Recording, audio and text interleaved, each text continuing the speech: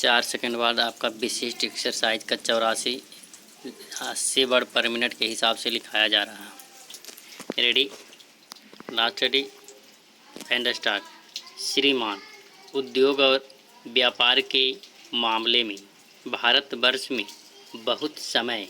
से बराबर एक असंतुलन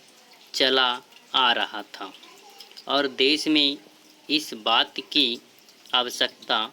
अनुभव की जा रही थी कि देश की जो आर्थिक गतिविधियां हैं उसको यदि इसी प्रकार चलने दिया जाए तो देश में उद्योग की प्रगति बिल्कुल रुक जाएगी और इस प्रकार के उद्योगों की प्रगति के बारे में बहुत से आर्थिक समीक्षकों तथा आर्थिक समस्याओं का ज्ञान रखने वाले विद्वानों ने समय समय पर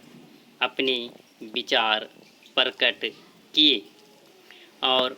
बहुत से लोगों ने इसमें महत्व पर और व्यवहारिक पहलू पर नीति और सिद्धांत के रूप में विवेचन किया। बहुत से मित्रों ने कुछ थोड़े से उद्योगपतियों के घरानों को सामने रखकर बातें कहीं और इस बिल को बनाने में अपना सहयोग दिया। हमने भी इस विषय में अध्ययन किया है और अध्ययन करने के बाद इस परिणाम पर पहुँचे हैं कि देश इस समय औद्योगिक क्रांति के युग से निकलता जा रहा है और इस समय न तो यह अच्छा होगा कि हम ऐसा कानून बना दें कि जिस कानून के जरिए से जो उद्योग में रुचि लेते हैं या जो उद्योगपति हैं उनके हाथ पैर को इस तरह से बांध दिया जाए कि वे आगे ही न बढ़ सके और न हम इस मत के हैं कि उनको स्वच्छंदता के साथ इस कदर आगे बढ़ने का मौका और अवसर दिया जाए जिससे कि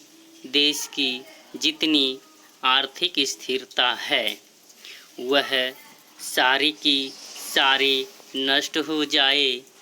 हमने इन दोनों के बीच का माध्यम मार्ग चुना है। पैरा श्रीमान, इसके पहले इस सदन के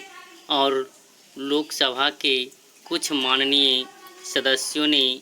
किन्हीं एक दो उद्योगपतियों के विषय में विवेचना का थी और उसके परिणाम स्वरूप एक कमीशन का निर्माण हुआ था। उस कमीशन ने अपनी रिपोर्ट देते समय यह बताया था कि देश की प्रगति में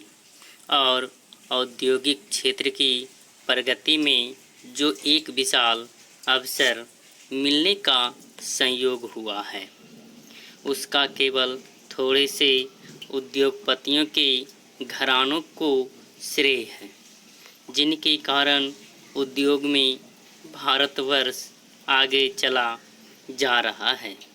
और कमीशन ने इस बात को स्वीकार करते हुए भी आगे यह बात बतलाई है कि देश में जो इस प्रकार के उद्योग को प्रगति चल रही है उसमें दो प्रकार की विचारधाराएं चल रही है। एक प्रकार की विचारधारा तो ऐसी चल रही है कि केवल धन से ही धन कमाया जाए और जिन लोगों के पास अधिक धन है वे ही सारे औद्योगिक क्षेत्र पर अपना कब्जा कर बैठे। इसी प्रकार से दूसरी प्रकार की जो मानसिकता देश में साधारणतः चल रही थी कि यहाँ का जो उपभोक्ता है उसके पास सामान उतनी सस्ती दर पर न दिया जाए कि जितना किसी उद्योग से निकलकर सर्वसाधारण के हाथ में सामान पहुंचाया जा सकता है, बल्कि उनके उद्योग की जो मनोवृत्ति थी वह मनोवृत्ति एकाधिकार की थी। उस एकाधिकार के अगर आगे भी इसी तरह से रखा गया तो निश्चित रूप से यह उद्योग सर्वसाधारण के लिए नहीं होगा और उसके साथ साथ देश के तमाम औद्योगिक संगठनों को भी